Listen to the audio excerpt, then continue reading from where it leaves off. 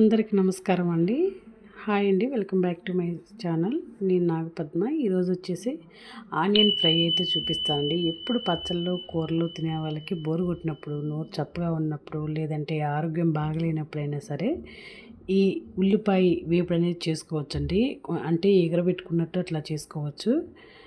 So vegetables లేనప్పుడు ఇలాగ సింపుల్గా అయితే చేసేసుకోవచ్చండి. సో నేనైతే ఆనియన్ ఒక అర కేజీ తీసుకొని కట్ చేసి పెట్టుకున్నాను. మిర్చి అవి ఒక కడాయి తీసుకొని ఆయిల్ వేసేసుకొని, ఆయిల్ వేడెక్కాక తాలింపు గింజలు అయితే వేసుకుందాం. నెక్స్ట్ మిర్చి వేసేసుకుందామండి. ఇప్పుడు వెజిటేబుల్స్ ఏం తింటామండి, అప్పుడప్పుడు కొంచెం కర్రీస్ కూడా చేంజ్ అవుతుండాలి. అందువల్ల నేను ఈరోజు ఆనియన్ కర్రీ అయితే చేస్తాం. ఇంకేం లేదంటే ఒకవేళ ఇది కనుక ఫ్రై అయిందనుకోండి, డైరెక్ట్గా ఎగ్ పగలగొట్టేస్తే ఎగ్ ఫ్రై అయిపోద్ది.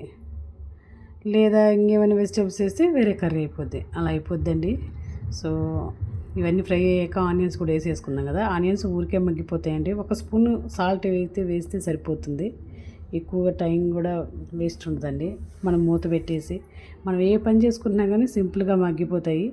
ఒక చిటికెడు, స్పూన్ కూడా అవసరం లేదు, ఒక చిటికెడు మాత్రం కొంచెం అంటే కొంచెం పసుపు వేస్తే సరిపోద్దండి. ఎక్కువ కూడా అవసరం లేదు. సింపుల్గా టేస్టీగా అయిపోతుంది. బ్యాచిలర్స్ కానీ లేదంటే వంట రాని వాళ్ళు కానీ అలాంటి వాళ్ళంతా చేసుకోవచ్చండి. ఒకవేళ మీకు ఏమైనా తెలియకపోతే, మీకు ఎలా కుదిరిందో నా కామెంట్స్ రూపంలో తెలియజేయండి. మీకు ఏమైనా డౌట్స్ ఉన్నా నేను క్లియర్ చేస్తాను. అయిపోయిందండి, చూడండి సింపుల్గా అప్పుడే మగ్గింది కూడా. మూత పెట్టేస్తే ఎంతసేపు మగ్గుతుందండి. ఓన్లీ ఆనియనే కాబట్టి. ఒక్కోసారి మనం ఉల్లిగడ్డ కారం కూడా చేస్తాం కదండి, ఆనియన్ వేసి కారం వేసి, అవన్నీ అవసరం లేదండి. జస్ట్ ఇలా మగ్గిచ్చేసుకోండి. ఆనియన్ ఫ్రై చాలా బాగుంటుంది. ఎప్పుడు పచ్చళ్ళు కూరలు తినలేము కదా. సో అందువల్ల అసలుకే ఫేవర్గా ఉందండి.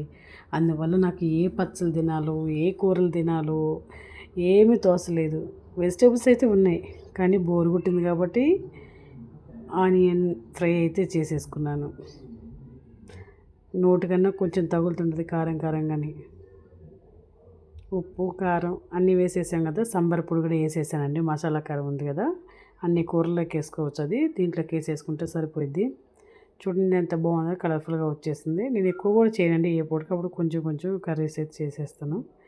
సింపుల్ ఇంతేనండి. ఇంకా లాస్ట్లో ఏం చేద్దాం, కామన్గా వేసుకున్నది కొత్తిమీర అయితే కట్ చేసి వేసుకుందామండి. గార్నిష్ చేసేసుకుందాం. చూడండి అయిపోయింది. సో చాలా అంటే చాలా బాగుంటుందండి. చపాతీలోకి తినొచ్చు, రైస్లోకి తినొచ్చు, పరోటాలకు తినొచ్చు. దీంట్లో కొంచెం వాటర్ పోసి పసుపు వేసామంటే పూరి కూర అయితే. థ్యాంక్ యూ అండి.